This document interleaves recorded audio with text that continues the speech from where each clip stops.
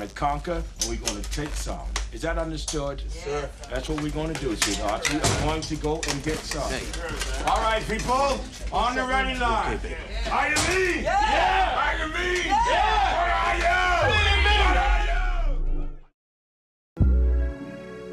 you? Summer presents unique opportunities and challenges for families raising children with disabilities. In EP Magazine's annual Summer Fun and Travel issue, we revisit some articles from recent years that address a variety of situations that parents might face during the summer. Sign up and read informative articles for free about autism and other disabilities at www.epmagazine.com. Monotony. It comes in all shapes and sizes. Dull, tedious, just plain boring. But what is this? A contender, perhaps? Something unboring by the looks of it. Jabs right at dull, an uppercut to tedium, something that keeps you on your toes, keeps your head on a swivel, a knockout punch to your old, boring workouts. Welcome to Fight Camp.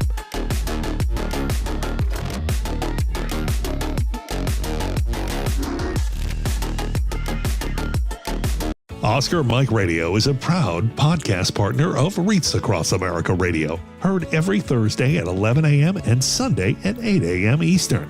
They're also big supporters of the nonprofit I Got Your Six, Two Lives at Once.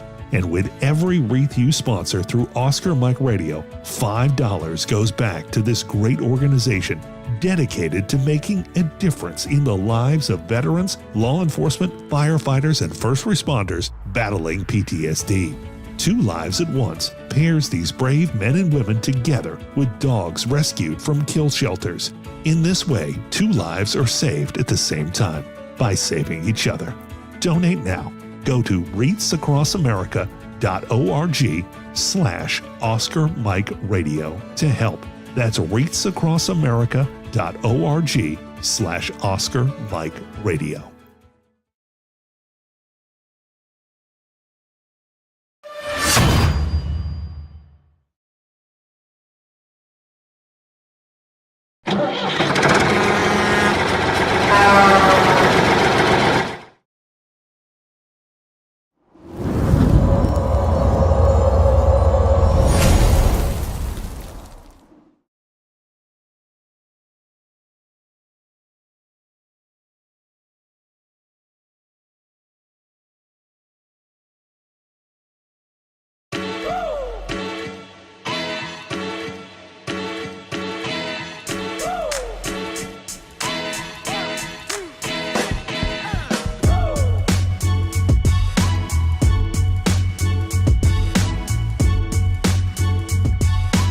I remember a time when I was in a not so good place, and these games and these activities and being able to come and have the camaraderie that we have here, it makes me feel like I'm not alone. There are people here that have been through what I've been through. It makes me feel like I don't know, I'm part of something great.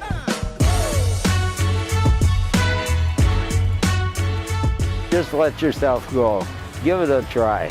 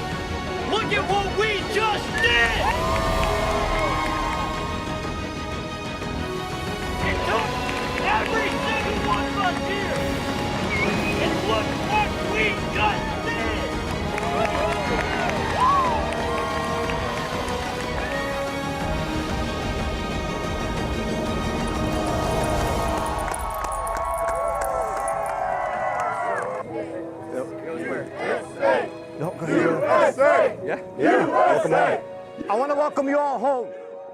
Thank you. You guys, remarkable.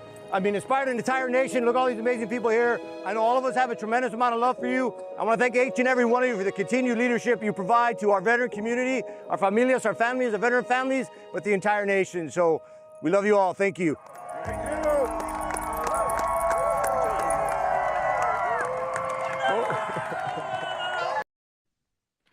Hello and welcome again to Oscar Mike Radio. My name is Travis, Marine Corps veteran and your host.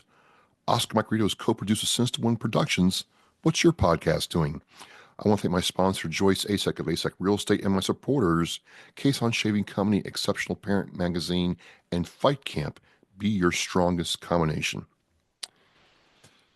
I've got a special one for you all today, folks. Counting down to number 500. We're on the downward slope of that. And I got an email saying, hey, do you want to talk to somebody special? I said, well, yeah, absolutely. And they're like, we've got, Michael, a.k.a. Sully from Team Red, White, and Blue. I'm like, I'm there. And Team Red, White, and Blue has been around for a while, but a lot of people still don't know what they all do. So I've got the man, the legend, not a myth. Sully, welcome to Oscar Mike Radio. Thank you very much, especially for that intro. It's Well, it's always nice to be called a legend. I don't know if that's true, but I appreciate it. Green Beret, Colonel, leader of special operations. I mean, it's just like check to awesomeness. So I like to do it up. Sorry, sir. Just the way how we do it. No, I appreciate it. I've been blessed. I've had a Herculean team of people that have carried me along the way, so it made it easy. We'll talk about that because a lot of people sometimes think that it happens in a vacuum and they don't realize that it does take a team. Yeah, absolutely. Well, I mean, I've always believed my entire career, but like my entire life, I'm like a big believer in like the idea that it's a team. Some people say it takes a village. I would say it takes a team. You're born into your first one, and so that may be not the team that you choose. If you're lucky, like I was, I upper middle class family, very strong Christian values, sense of service from the very start. My dad was like a county prosecuting, where he was a county prosecuting attorney. My mom, worked in child services. He had served in the military. Both their fathers had served in World War II. My great grandfather had served in World War I. So I was surrounded by this group of people. I had two older sisters and an older brother that were always looking out for me. So, from the start, it was, I was in a team environment. And then throughout my life, I was very much a person that was into sports, into club activities. And, I just found that, your strengths are brought out by those around you. And a lot of it's tied to like you're accountable to others besides yourself. And usually that creates a great environment for success. And that just carried on through college and then my 30-year military career. So how do you have a family, you have this spectrum of service. What was the deciding factor to join the military? I was always interested in it. There was a little bit of memorabilia in the house growing up. Like my dad's old uniform and my grandfather's uniform was like in a closet somewhere. I think at one point we had like his promotion certificates when he was promoted to, I guess commissioned as a second lieutenant and then first lieutenant. He got out after his time, was a Vietnam veteran, and then went on to law school. But so I was kind of surrounded with that. His biological father died in World War II as a B-24 pilot. Oh, wow. And his adopted father had served in World War II. My mom's dad served in the Navy in World War II. So we had two like Army guys and Navy guy. And then there were stories of my great grandfather, who was a World War I veteran, who just has this unique story, like turn of the century guy, you didn't have to go to college to go to medical school, surprisingly. So he tested into medical school because he was like, I guess that's smart. Graduates and decides, hey, World War I's going on. I want to go be a combat surgeon. The Army doesn't take him because he had lost the tip of his finger to like a childhood accident and said that there's no way he could be a surgeon because of it. So he enlists as a medic. He's on the front lines in Europe, runs into a college professor, a medical school professor who is a combat surgeon. And he's like, what are you doing here as a medic? He explains the whole story. gives him a battlefield commission. He becomes a captain in the U.S. Army as a surgeon, and served the rest of World War I, and then he even served some time after, before he got out. I So got to tell I you, had all these stories growing up around me, but really kind of intrigued me when it came to like maybe the services for me. But I read yeah, the book "Eye Deep in Hell" about World War One, and I oh, really wish we had gotten more World War One stories. Michael, it's just what they all went through was something that we can't even conceive now about how to fight a battle. It just defies explanation of what they all went through. yeah, it's unimaginable, right? I've done a lot of history. I was a government history major in college, so I really gravitate toward military history. And yeah, World War One is it, at a level that's kind of inconceivable, even for someone that like saw combat myself. I mean, even talking to my dad as a Vietnam vet, like we couldn't share the same perspective in terms of like the types of enemy we were facing and the kind of things we both went through. It was so different. Uh, But again, yeah, I went to college. Actually, didn't join ROTC until my end of my sophomore year. Got a letter saying they had a 2-year scholarship. I was like, well, that'll pay for my last 2 years of school. I'll hold 4 years. I had kind of looked at the academies before I went to school, but decided I wanted a regular college experience. But figured, hey, I'll do that for 4 years and then I'll figure out the rest of my life. Maybe I'll go to law school like my dad. Well, 30 Nice. years later, I'm still trying to figure out what I'm going to do for the rest of my life. But the it worked out. It was an incredible career. When you figure out how all that, figuring out how it all works, please let me know because I'm still kind of, I should have it figured out, but I don't. So I'm glad I'm not the Yeah. only one. Yeah. Um, right up front, I find that a lot of people get confused with, the difference between a Green Beret, an Army Ranger, and Delta Yep. Force, and SEAL, MARSOC. But for the Army has three distinct like special forces, tracks, if you will.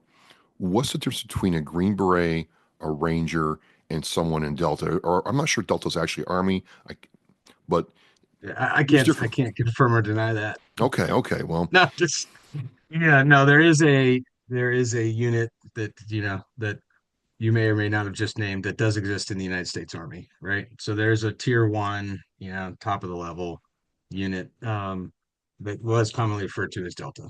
Then you have the Ranger Regiment and then Special Forces or Green Berets. We go by both terms, which confuses people even more. They're like, wait, are you Special Forces or Green Berets? And you're like, yes, same thing. Um, so distinct kind of mission set for each one.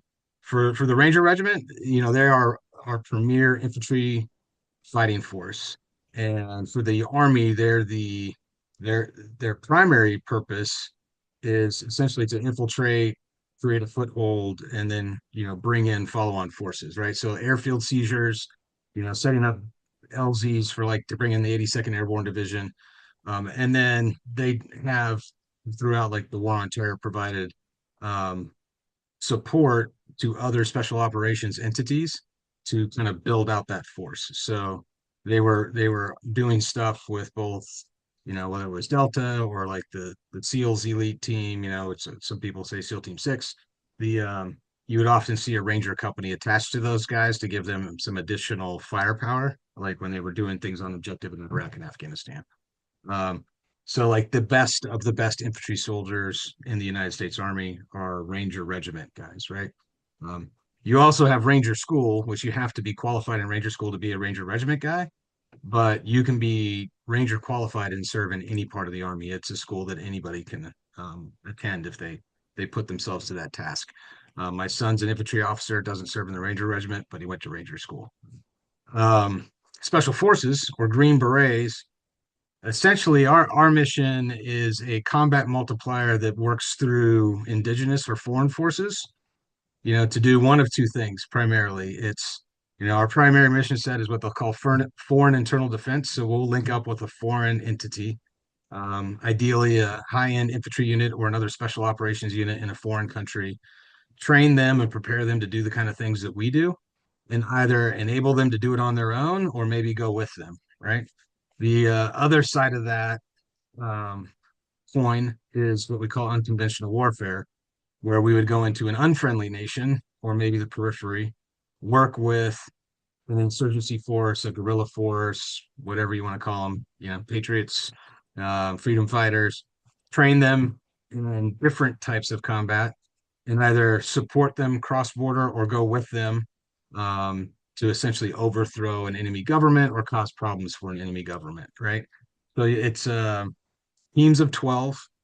You have a captain that's in charge of that team with an E8, a master sergeant as the team sergeant.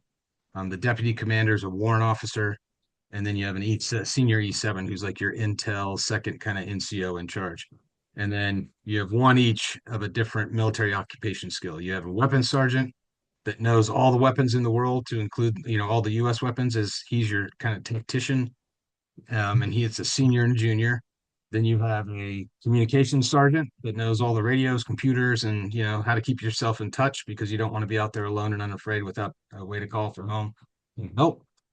You have a medical sergeant who's like a combat surgeon. They go through over a year, 18 months of training, almost like medical school, to like actually do things. It's not like a regular medic. They'll do everything from dentistry work to like pull bullets out of you, and stitch you up and get you so you can get back to like a hospital.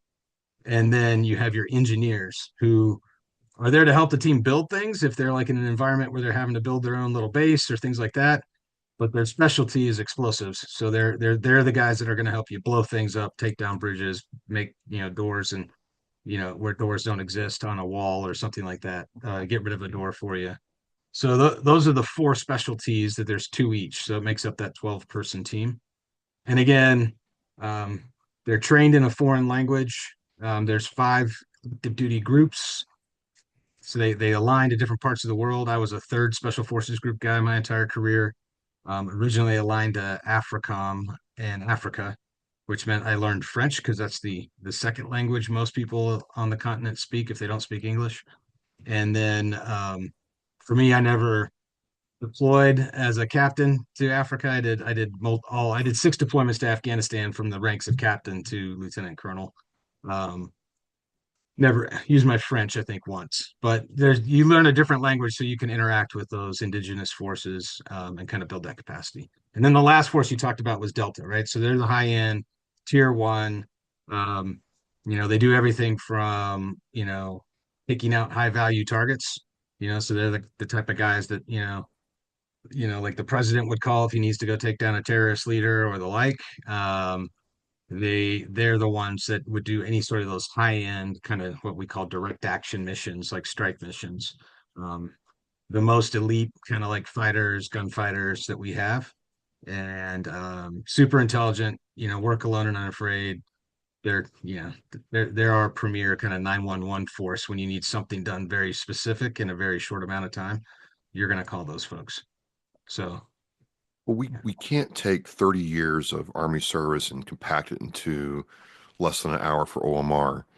But, reading about your bio, reading about who you are and studying up, it's like you have led at, some really high speed missions for a very long time and been very proficient at it. But all service comes to an end, right? And you have to get out. Was there any how's the change for you when you go from this high speed tempo as a colonel to being a civilian? yeah, well, I think who you are and what you've done doesn't necessarily change, right? You just want to find a way to focus that into something new. Um, I tell people this all the time. I kind of hit an easy button based on the work that I do now. So I work for a veteran nonprofit called Team Red, White, and Blue, or often referred to as Team RWB. Typically, you would see a red shirt with the eagle on. I'm wearing my black shirt today, but Black shirt's fire, by the way. yeah, thank you. It's a veteran support organization that was started by a friend of mine, a guy named Mike Irwin, 15 years ago. And it's open to everybody. So when he was first standing this thing up, he called me. We both served together in 3rd Special Forces Group. He was an intel officer. I was a major. And he's like, "Hey, Sully, I need you to stand up a group of these people. It's going to be an organization that every veteran needs to help transition them, out of the service." Initially, it was designed to help wounded veterans to transition out of the service, but multiple of those other organizations started to pop up. And what we found early on was the people that were kind of building the community around these folks that they were trying to help were getting more out of the mission than maybe even the wounded veteran themselves. So Mike opened up the scope of this thing, that it was going to help all veterans to kind of enrich their lives through focusing on physical fitness post-service. And the way they did that is building social connections through community, build a local team red, white, and blue, get yourself back out there off the couch, doing the things you need to do to keep yourself accountable and moving forward. So I was an early volunteer. I've been around with the organization for 14 years while I was on active duty, or 13 years. And Mike reached out to me. He's like, "Hey, I think you're the perfect guy to come in and be one of the senior leaders in the organization, based on your experience, your work with people." Um, so he's like, "What do you think?" And I was like, "Yeah, I think that would be amazing. Like, I get to continue to serve. I have a mission every day. It's kind of an evergreen mission in terms of like health and wellness doesn't stop. You got to work on it all the time. And, it's, I get to be around veterans. We have multiple members that are active duty, reserve, and guard. 20% of the members are civilians, mostly family members, but, local people that just want to hang out with veterans and go for a run or a workout, what have you. So, um, I can't say I have like the typical experience for most people when it comes to transition, because I'm like in this military adjacent environment where I get to talk the same. I'm, motivated to work out every morning the same way. People are holding me accountable, and it's mission kind of focused. So it's been relatively easy. I think if this got ripped out from under me, I may be having a different conversation with you. But I think ultimately I would apply the skills that I learned, this idea of finding a team, and I would find myself a team environment someplace else, because that's what I want to be a part of, a group of people that are all kind of moving in the right direction for something maybe more than themselves. So I think that's what would work, I think, for me, even if it wasn't Team Red, White, and Blue. Well, it's really interesting you mentioned the teamwork aspect of this, and I want to dig into the civilian participation because I'm reading more and more, sir, that isolation is a problem. It's not good. I mean, and I kind of like being alone, but I'm reading more and more that whether I want to admit it or not, humans need interaction with other human beings to be optimal. And isolation is really one of the contributing factors or a precursor to suicidal ideations or even follow through. So I found the whole thing with Team RWB really interesting. Now, when I first heard about it, I thought, well, these are just people running, and I don't run anymore, so there's no room for me. But I met some people who had participated in the organization, people who had served, and more importantly, people who hadn't served. And I kind of want to stay there for a minute. What was the decision, or how did that come about to say, you know what, we want these civilians to be a part of Team RWB and be part of the veteran experience? Was that purposeful? And if so, how? Yeah, absolutely, it was purposeful. I think, again, with the idea of the mission being to enrich a veteran's life, but early on through building community that's focused on like physical fitness. Um, the idea is, most veterans aren't staying, well, maybe most are, but like there's a large portion of veterans that are moving away from military towns, military facilities, and that environment that kind of they surrounded themselves with while they were in the service. You pick the service. So early on, it was, well, we need to include anybody that wants to be part of this. Now, I think it naturally started to take place as well because you're talking about this organization being stood up in 2010. It's the height of two separate wars that are going on. The nation was on fire for patriotism and, thanking every service member for their service, every opportunity they had, and people wanted to understand how could they participate. And Mike and the team, I think, realized early on, like, here's an opportunity to focus that energy in a positive way. Like, make them a part of the community. Like, let a civilian, get past the thank you for your service and the thank you for your support, like thanks for the support conversation that happens, and get to the brass tacks of like, hey, get to know people and realize that a service member is no different than any other American that's out there. We have family problems, we have successes, we have failures, but um, there is an opportunity, I think, even for the community, the civilian community that hasn't been around the military, to see that, this is a really great group of folks. They're highly motivated, purpose driven, that are willing to share like accountability with those around them and their pull, their teammates along. And actually a really resilient bunch if you can keep them, focused in that way, right? I think really, it's one of those things with the service and the messaging these days that we're really kind of against is this idea that every veteran's broken, or every veteran, you serve for a day, you're probably, thank you for your service and I'm sorry you had to serve. Like I'm starting to hear that on the streets, which is like, wait a second, like the service was like an honor. Like it actually Yeah. like gave me so much opportunities to travel, to take care of my family. I have two children that now serve. Like I'm all about the service. So RWB is very positive in terms of looking at like, hey, thanks to your service, like you have better days ahead, but you need to continue to fight for them, right? Um, so I think it was purposeful in terms of bringing in that community of civilian supporters into the team, and it only makes it stronger. And the greatest thing about Team RWB is it's free for everybody. The only thing that's not free is you got to be a veteran to get the red T-shirt. If you want the other cool swag, you got to pay for it at the gear store. But again, everybody can participate for free. You can be a part of the team, both, what we call in our digital garrison in our app, that gives you kind of some virtual connections and some virtual community. But that in-person community is only stronger when you include those folks, that aren't military at all. I mean, we do a Tuesday, Thursday 5K every week here in Fayetteville, and the two ladies that run it and wear their RWB stuff, civilians. They don't Oh, have really? family members that are they're not married to, these are two civilians that were runners.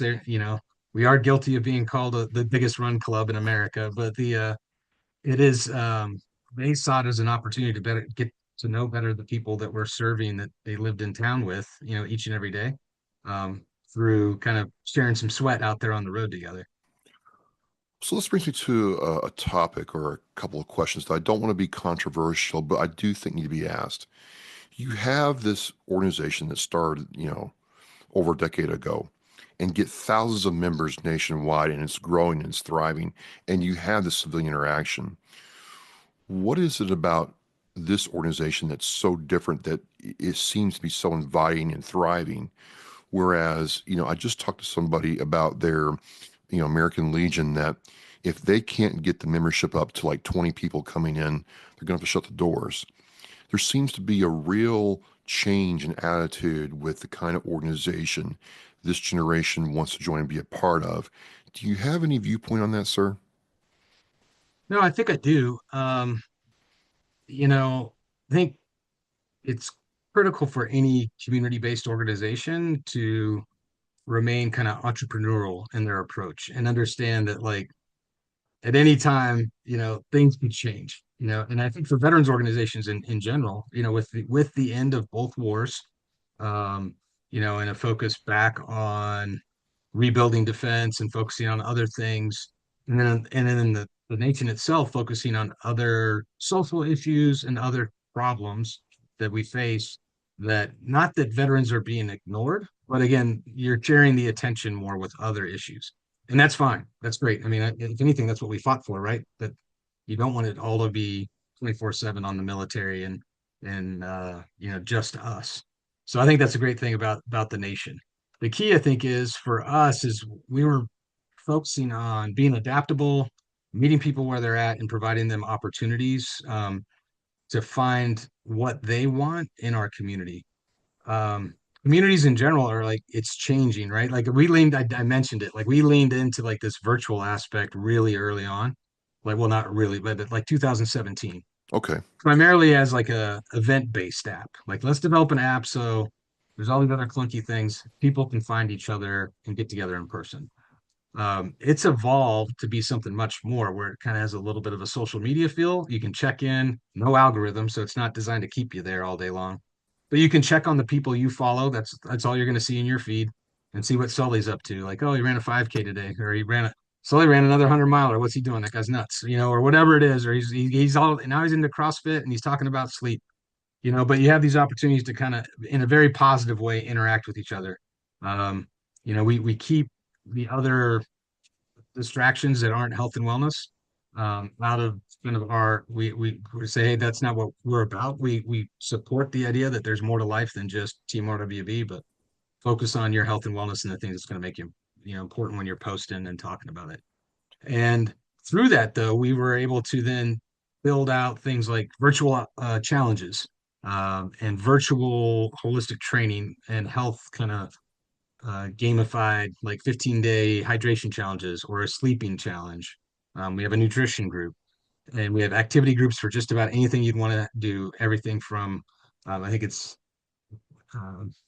mind wellness was what we call yoga, but I mean, we got a name for everything, that's not proprietary. So it's like, functional fitness, vice like CrossFit. But if you're interested in something besides running, I guarantee you can find a group of Eagles in the app and figure out what they're doing. And it allows you to connect across space and time too, because unlike brick and mortar chapters that are having trouble these days to fill their ranks, we're able to reach that guy that's in Wyoming that may be 200 miles from another member in Team RWB, but he can connect over the app and they can talk about how their 5K run went that day. Right. Nice. So we're adapting in terms of how we see and define community. We're not afraid of this idea that people are using their phones and their computers and other ways to connect more. We still think the gold standard is getting people out in person and engaging one-on-one with other folks. So a lot of our stuff tries to drive people back to those in-person events. But it's a challenge. It is definitely a challenge. I mean, I think, again, coming out of the wars, COVID really hurt any sort of like in-person community because we were told to isolate. People got used to it and started doing other things. But we do see like a return of folks getting back out. There's more people registering for Spartan races and doing these other types of events that seemed like they were going to die in 2021. They're starting to thrive again themselves. We get like in our app 25 to 30, sometimes if the VA puts us in their newsletter, like 75 new downloads a day. And it's we really see that as, hey, keep those folks moving forward, get them involved, find a team of their own, and keep it moving. But it does cause you to have to adapt. I mean, we're a chapter-based model, geographically focused, and this idea that you have to have, 5 of this, each person in a certain position, and you got to do these kinds of things in the rule book. We've looked at that and said, okay, we got to be a little bit less strict, more open to the idea that the 25-year-olds are going to want to wear their t-shirt and show up at the local run club event where there's 30 other single folks and do their fitness there, then hang out with the GWAT veterans that are doing a 5K walk. You know what I mean? So, but that's great, right? Just, continue to do it. All right. Talk to me about health, nutrition, and wellness, because even when I was in and the men I knew that had served, they got out and that whole wellness nutrition thing was out the window. Even when I was in, I mean, I think about it. I had Marines I served with that could buy a 30-pack on a Friday night, do it again Saturday night, have a half a pack for Sunday and get up and run PT Monday morning. And that was considered a good Marine. That Marine has priorities in order. But we learned later how bad that was. Probably not ideal. Right. So what brought about this focus on the health and wellness part? Because, as I get older and start breaking down, I realize that, I do need to take care of myself. Yeah, I think, well, I mean, for Team RWB, it's always been a part of the core mission, right? Always part. It's how we brought the community together was through physical fitness activities, primarily running, right? Well, we own the running club moniker. But in 2017-18, they actually evolved the mission and vision. It was still to enrich veterans' lives, but the new vision was to build the leading health and wellness community for veterans, which is a big vision. I've told people as I came on to my position as the chief of staff, and now moving into, I'm replacing Mike as the executive director, the next executive director. I was like, this is we're swinging for the fences for a club that was seen as a bunch of guys that just go running and gals that are going to do a marathon or something. It's like that we got to expand that, right? So for us, we leaned into this idea that, well, far left of when you need actually acute care and you're talking about health and wellness that requires people with PhDs and degrees, there is a place and a space for us to exist that provides, an understanding, education that, like, your mental health is definitely tied to your physical health, right? As well as your spiritual health, your financial health. But we can really focus on that one pillar of physical health and provide you kind of like input and training to the other. For some of us, I mean, I was fortunate, right? We mentioned that I was a special operator. I was in a Green Beret, and I think it was.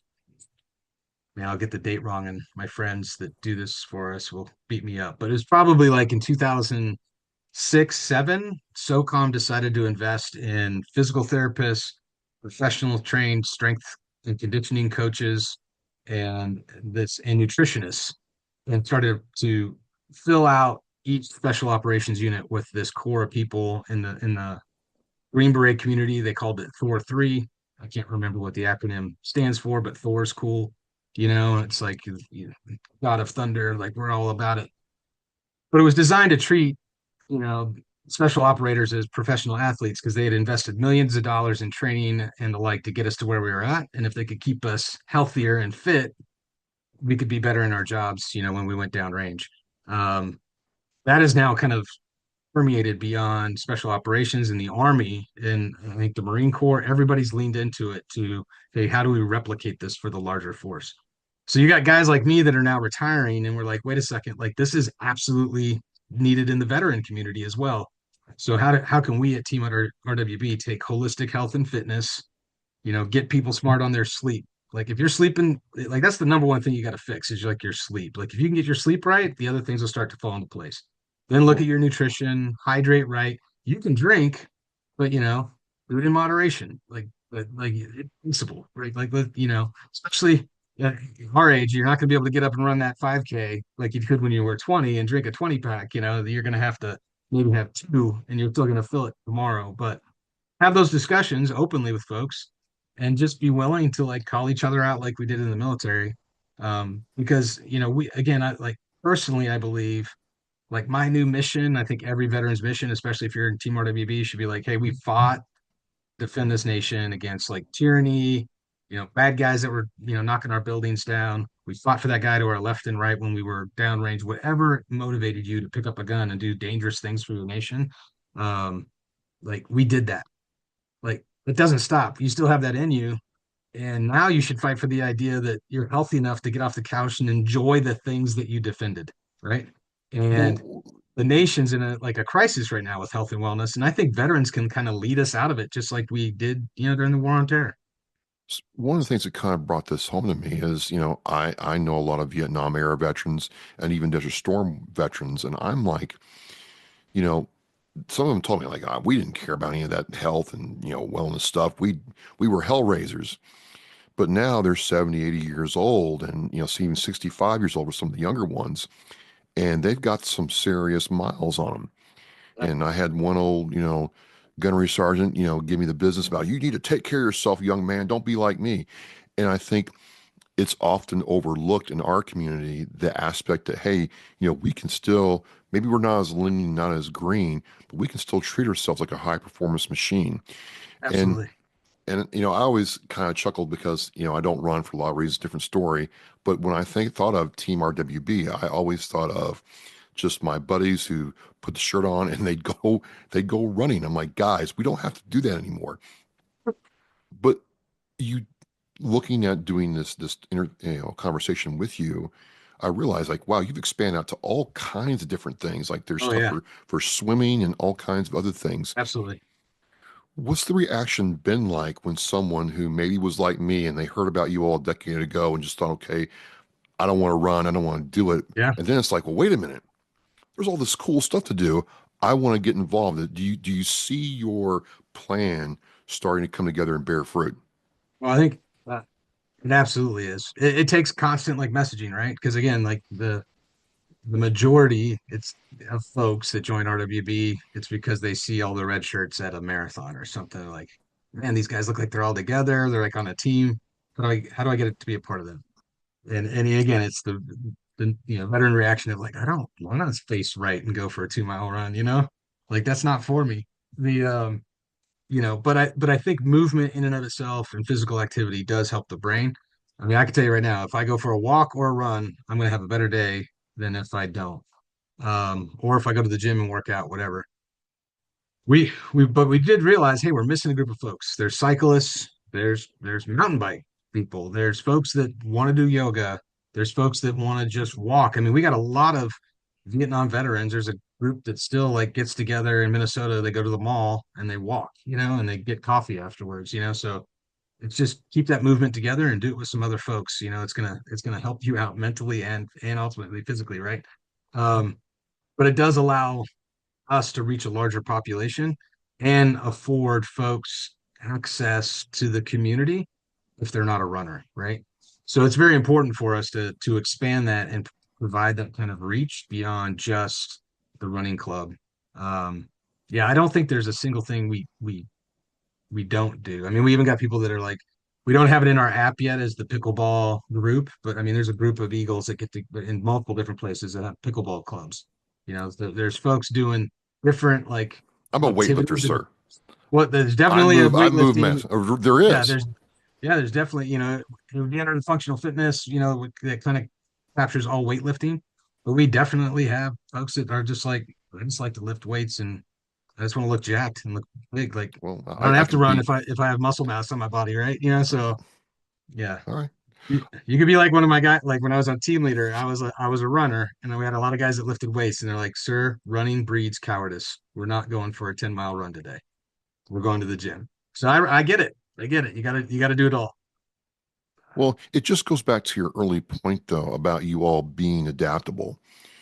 And I think that's very interesting because some orgs get tunnel vision, they get in their silo or echo chamber, and any change is bad, any adjustment to the mission focus is bad, and we're not going to do it because it might confuse the message or whatever. But you all have very purposely and intentfully allowed to be yourselves to be flexible and open to change, and then grow the mission. And I think a lot of people miss that. Yeah, I think we do as long as we keep it within the parameters of like what we do, right? Yeah. So you know, we're able to maybe broaden it by saying we're not just doing physical fitness, we're doing holistic health and wellness. But we know that like there's certain things that you're not going to get from Team RWB that you honestly could get. We're not going to be guitars for vets. You're not going to see the Eagle guitar group in our app, right? Because there are other groups doing it 10 times better than us. So ideally, we can serve as a hub. I mean, we're hosting 300,000 plus members over the 15 years, right? That have been that signed up to be Eagles at one time or the other. Are they all active every single month? No. But we have, I think 15,000 individual interactions in the app monthly. So we have a pretty high participation rate.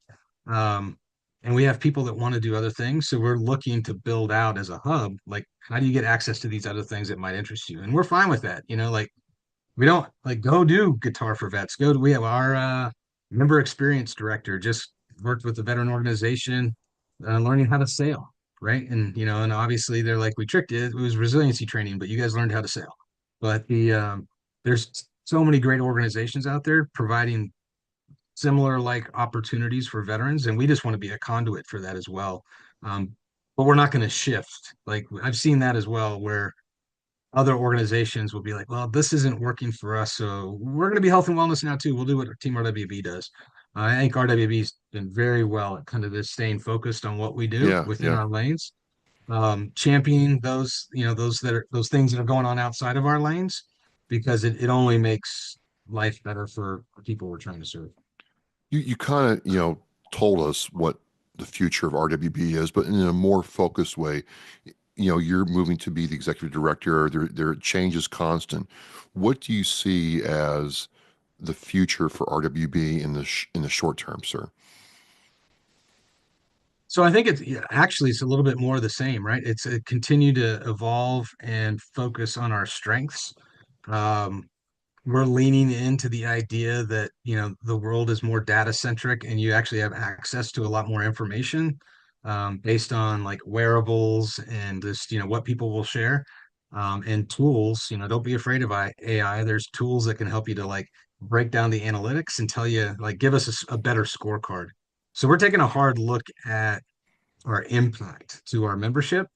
Because there are, again, we keep coming back to it. There's a lot of folks who are like, oh, you're just a running club. What are you really doing for veterans? And we're like, well, there's mental health, there's physical health. Like, you just get somebody moving for 6 months, we could prove it. So we're leaning into these ideas that we got to be a little bit more strict in understanding like what we actually are doing for our community and then adjusting our programs to, again, the goal is to make a little more healthy, a little more well every single day. We got to do that. So I think we're leaning into that. You'll see at the end of this year, within the app, we're gonna if you want to permission it, you can have your wearable data show up, in your feed, and that will help us to understand, like, well, Sully's in here. He's been doing all the things that we've provided for him, and look, his sleep got better, his VO2 max got better, his all these things that nobody knows with all these devices are tracking. Hopefully we can help folks and make it accessible to them to understand, um, like what their smartwatch or Aura rings telling them, is going on with their sleep, and then, move them in the right direction to continue to get better with that stuff. So I think we'll lean into the technology a little bit more. We're looking at how do we adapt our in-person environment. Chapter-based organization, it's worked for years. Is that the way to go in the future, or do we we're seeing a lot of success within the application, like we talked about, of these different types of groups that are niche. So maybe the individual in Fayetteville doesn't want to go to the 5K that's every Tuesday, Thursday. They're looking for the Fayetteville mountain biking group of Eagles or pickleball group or weightlifters, right? They're not going to show up at the run, but they would definitely show up at, the Fit for Life or the Planet Fitness and, throw around some weight with another, like-minded veteran and maybe get some stuff off their chests about, what's going on in their life while they're getting, healthier physically. So I think we're going to lean into like how we can invest again, because it's just the gold standard when you can get people out and they can build a community around themselves in person. Um, so there'll be more of that as well. And then we'll continue to try to push the message, right? You're never gonna hear Team RWB say victimize a veteran or say that you guys that we're all broken or we need help. That's not our thing. We absolutely think that like veterans are exceptional people. Their service probably made them more resilient. They probably got tools on that team that they didn't have on the teams that got them up to service, if they weren't lucky like I was. And I think reminding them of that and pulling them back out off the couch, that it is better days ahead. You will see veterans leading America out of this health and wellness crisis where we won't worry about acute physical diseases that are preventable or even mental ones that are preventable because we're going to stay well left of that, in a group like RWB. Well, I just think, in addition to that, I mean, we're probably in the same age demographic is, as I do weightlifting and compete in there, I'm reading all this, studies about how, physical activity, weight training, fitness, running, yoga at our age and beyond means for a better quality of life Oh yeah. and more enjoyment out of life than just being sedentary. And so, you know, I think there's a lot of value in what you do. And again, for me, for many, many years, I just thought that you were running club and my fellow Marine buddies who just couldn't get enough of the, left, right, left, just loved going there. And I'm like, go to it, guys. Let me know how it is when you get back. I'm all good. But, again, you include civilians, you're adaptable, but you're mission focused. It's just a really interesting time to learn about your organization, sir. Yeah. No, we absolutely want to provide veterans what they need. I mean, we're working now with entity called for-profit entity called the University of Health and Performance. They don't term themselves this way, but they're like, I say they're like the fitness center of the universe, kind of like the Army guys call Fort Bragg the center of the universe. It's in North and West Arkansas, started by an Army vet, and the idea is like, if you want to be a certified personal trainer or a nutritionist or someone that understands physical fitness better and make that your life, or you just want to know better, like come here to University of Health and Performance. So we started a scholarship program last year to help, our members get there if that's what they want to do. Maybe they want to be a personal trainer, maybe they want to be a weightlifting coach, and this is a great place for them to get started. If it's not there, then you tell us. Like, there's this other weightlifting program for coaching. I'd really like to do that. Will you guys give me a scholarship to do that? Because it makes the community better. Like, if I could get you a little bit smarter about lifting weights, maybe you don't need it, but I would. Um, and then you're going to host a weightlifting thing in your local community with other Eagles, Team RWB members. Ideally, you're certified and trained. So we're leaning into stuff like that as well, because we see it as an opportunity, again, to harness the power of a group of people that are service oriented, and they do want to kind of make the people to their left and right a little bit better. We would tell them to focus on yourself a little bit more than maybe you did when you were mission focused in the military. That's okay now, but we're trying to really meet people where they're at and expand the mission set for it. Just to go back on the personal side a little bit as we wind this down, sir, you have children, and a lot of them are serving the military or going into service themselves. It's kind of like a generational thing with your family, but you served our country for almost 30 years. You have children now serving. What's it like watching them serve as they watched you serve as they were growing up? Yeah, it's interesting. Um, when you become a parent of a service member, obviously you're a little bit more concerned about what's going to happen with them. Um, Having, 6 combat deployments and understanding like what the high end of what their service could mean. You don't want that for your children, although they would say that's why they joined, because they, you know, heard the good stories, or they saw like what I got out of my time in the service, and they wanted the same thing for themselves. So extremely proud. So I have 3 children. My oldest son is actually a certified personal trainer and a meal prep chef, so he's civilian, not in the service at all, but in the fitness industry. And then I have twins, a son and daughter, who are both in their 5th year of service. They graduated in 2020 from West Point. I'm not a West Pointer, but they decided to challenge themselves that way.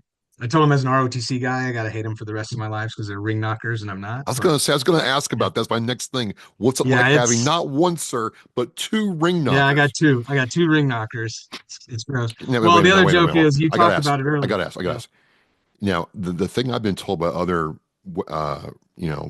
people like yourself is you can tell a West Point person, but you can't tell them anything.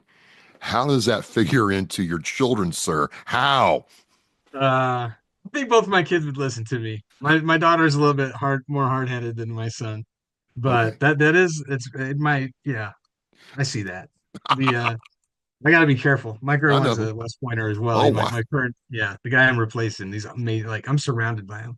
But no, they had an incredible opportunity and time there, and now both serve, both in different capacities though. So my son is an infantry officer.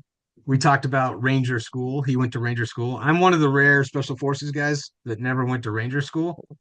And I joke that I didn't have to, because I skipped it. I went to graduate school and I skipped the university.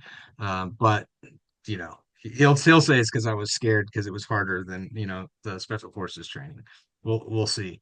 But he's a Ranger qualified infantry officer. Just finished his time. Well, he finished his time in Alaska, and now he's on his way after his captain's career course to Hawaii next. I don't know if he's going to do 30 years like I did. I keep joking with him that, I said I was going to do 4 and get out, and then it was 5, and then it was 6. You're saying it's 8, and then you're going to get out. Like, call me in 30 and we'll see where you're at. But he's very motivated, and it's fun to see his journey within what he's doing. His twin sister has a little bit of a different story, and this is the lead that I bury every time I talk to somebody, or we just would talk about this. So Samantha Jackson is her brother. She went to West Point as well. Thought she'd walk onto the soccer team. They weren't taking walk-ons, so she walked onto the women's Army rugby team. And the rest is kind of history. She became the top scorer at West Point in women's rugby. She did 2 years as an combat engineer platoon leader, did her time doing that kind of stuff. And then was called up to the USA women's rugby team, sevens rugby team. And the Army has this program called the World Class Athlete Program that if you're an Olympic athlete, that can be your full-time job. So Samantha plays sevens international rugby full-time, went to the Olympics last year and got I a was going to bronze say, medal. Yeah, so Kelowna, yeah. if you Google Sammy Sullivan, he's the little blonde spitfire that like is very intense on the rugby field. So that's what Nice. her service is a little bit different, but she's had an opportunity to talk about the Army quite a bit lately based on her success, and so she's serving in a little bit different capacity. But yeah, it's exciting.